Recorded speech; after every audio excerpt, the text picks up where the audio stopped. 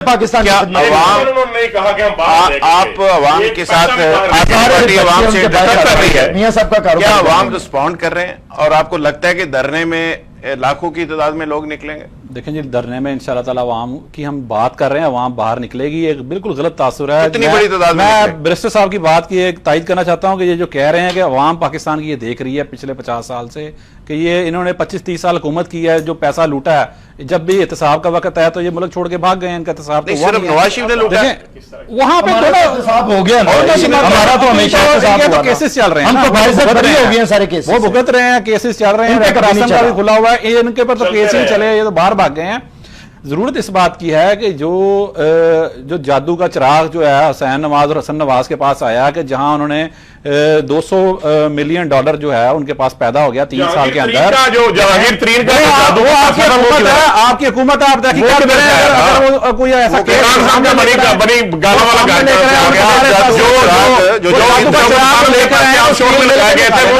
Pakistan steel mill है वो तो बेचारी बंद हो गई है, उस पर जादू का चिराग चला है। सऊदी अरब में मेरी स्टील मिल थी, मैंने कर्जा वो 2000 मिलियन डॉलर अपने साथ से बताए हैं, जिसमें से $1200 अरब उन्होंने कहा मैंने हसन को दिया। वो जो दुनिया में एक मुनाफा है, दुनिया की सबसे बड़ी स्टील मिल है, वो $80 मिलियन 3 साल में उसने कमाया।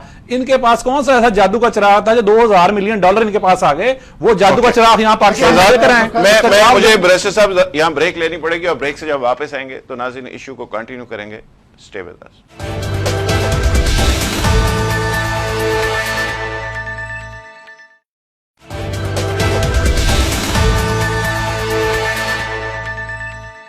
वेलकम बैक नाज़रीन, प्रोग्राम में एक बार फिर खुश आमदीद कहते हैं। शहजाद यूनुस साहब,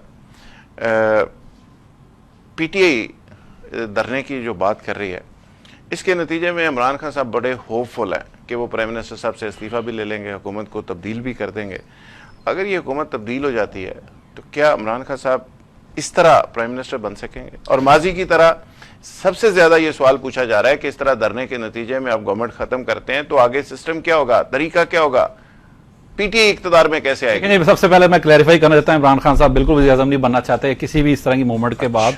ये आप क्लियर हैं, वो चाहते हैं कि पहले जो अभी से जिन लोगों ने पीछे लगा के देखें, उन्होंने तो एक चीज उन्होंने वो मांगी है, एहतसाब करें, जो कौम का लुटा हुआ पैसा है हम उसकी बात कर रहे हैं। यहाँ वज़ीर आज़म वाली बात, ये मिसगाइडेड जो नून लीग जो वो कर रही है कि वज़ीर आज़म बनना चाहते हैं, यहाँ पे कोई वज़ीर आज़म नहीं बनना चाहता। जहां आपने जो पैसा लूटा हुआ है उसका हिसाब दें, जो आपके बच्चों ने जो पाकिस्तान का पैसा लूट के बाद इन्वेस्ट किया है वो लाएं, अपने आप को हिसाब के लिए पेश करें और इस्तीफा दें। कंटिन्यू करती रहे। देखें, पहला जो हमारा मुतालबा यही है कि एक तहकीकात, प्राइम मिनिस्टर स्टेप डाउन कर, प्राइम मिनिस्टर को इस्तीफा देना चाहिए क्योंकि उन पर इल्जाम है, उनकी फैमिली पे इल्जाम है, उनको तहकीकात होनी चाहिए। पहले तहकीकात हो, उसके बाद जो आगे होगा उसके ऊपर हम अपना लाएअमल देंगे। अभी जो हमारा मौकफ सीधा सीधा सा ये है कि एक आजाद तहकीकाती कमीशन बनाया जिसमें तमाम जमातें जो हैं उनका एतमाद हो। हमने इस सिलसिले में तमाम जमातों से राब्ता भी किया। खान साहब पहले कहते हैं कि फलां शुएब सडल से इसकी तहकीकात करवाई जाए। देखिए, हमारा कहते हैं कि एफआईए तहकीकात करे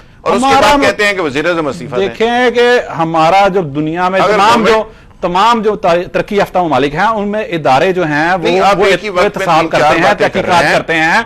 देखें, आप एक न्यूयॉर्क टाइम में एक स्टोरी छपी थी एक हमारी पाकिस्तान की कंपनी के मुतालिक, उस स्टोरी के ऊपर तो फौरन कार्रवाई शुरू हो गई थी। अब इतना कुछ सबूत पेश हो गया है, दुनिया के जो तहकीकाती इंटरनेशनल जो हैं वो जो सहाफ़ी हैं उन्होंने सबूत भी पेश किए हैं, कंपनियों के रिकॉर्ड्स निकल आए हैं, खुद इनका बेटा टीवी प्रोग्राम में इतराफ कर चुका है। तो तहकीकात होनी चाहिए, वो किसी से भी तहकीकात करें जिसपे अवाम को एतमाद हो। उन्होंने तो अपने तौर पर एक राय दी कि ये शुएब सडल की रेपुटेशन अच्छी है, इन्वेस्टिगेशन भी जानता है, उससे करवा ले, किसी ये तहकीकात तो कराएं। मौकफ नहीं है पूरी। वैसे बहुत सारे और लोग भी कहते हैं कि अब तो रिकवरी की बात होनी चाहिए।